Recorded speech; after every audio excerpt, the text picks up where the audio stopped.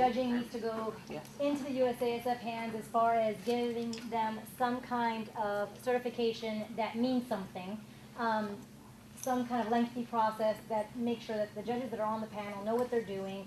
And I think the same thing goes for rules and deductions.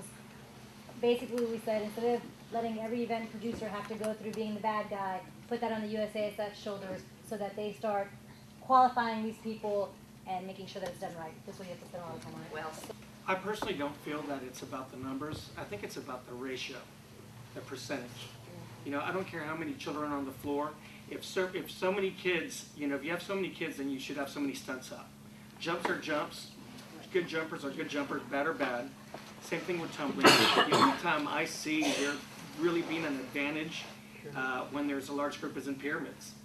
You know, that's it. And so I think the answer is in the pyramids and doing something with the scoring there, because I don't care if my 19 compete against 20 or 36. It doesn't matter. I think judges should be smart enough to go, that's 36, they should have that many stunts up. Well, I'm looking at 19, okay, so many. You know, I think it's just about percentages. if you have slightly fewer, or you're not maxed out, that 30 can't compete with 36. I don't agree with it at all. I see oftentimes the small team outscoring the large. Maybe the large team did outscore them on pyramid, but the small team's going to outscore them on the overall cleanliness of the routine. So as long as there is good training of the judges, I think you can, without making any change whatsoever to anything that we have, eliminate the problem. Okay. I think a lot of the large is based on majority now, that it's hard to get majority 36 two to fulls and doubles and everything else, that it's like that majority in the scoring is like what's killed it, to where like we talked last night that we'd rather have 10 girls that, whether they're just stunners or just, you know, that don't have to have a two to full and don't have to whatever, that would make it easier to have 36 than dropping it down to 30. Because I don't think the issue is numbers. I think the issue is scoring. And if the large and the small were judged under the same criteria, it would be a mute issue. The problem is we have, speaking for our gym, a ton of large teams that are consistently getting beat by small teams. It's not the small team's fault.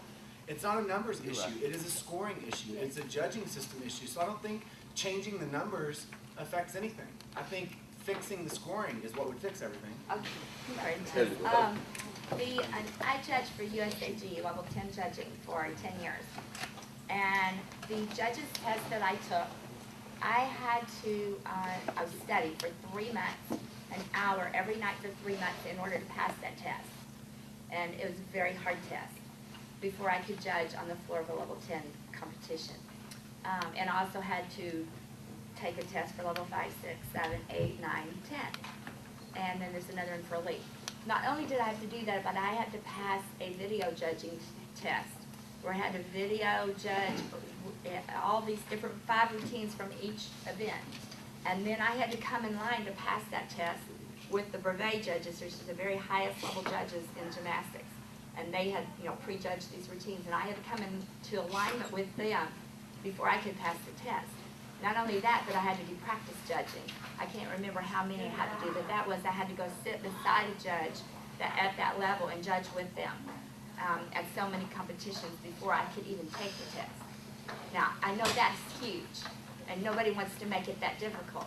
But I guess we need to be accountable for what we put on that paper. I can remember when I first started judging gymnastics, and I was so worried. I was so nervous before I went into my first competition. You know, my goodness, I've got to get it right. I don't want to hurt these kids. We don't take it seriously, judging.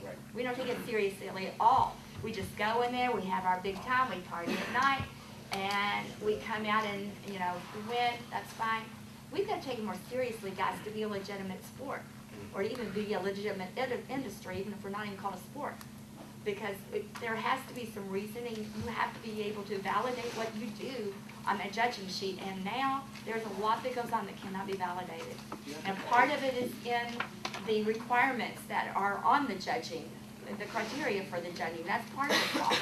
But the other part of the problem is we simply don't know our stuff. Do you know how many people who have made judging comments, tumbling comments on my judging sheets? And I have actually gone to the event producer and said, these people don't know their tumbling, okay? They haven't been taught anything. That's not their fault, they just don't know. So there has to be a certification process for these judges. First and foremost, I think this is the most important thing that we have to get right. You know, when we spend this money to go to a competition, you know, I expect every single division to be judged correctly, because those kids are super important. Just like, and I totally agree with what Debbie said.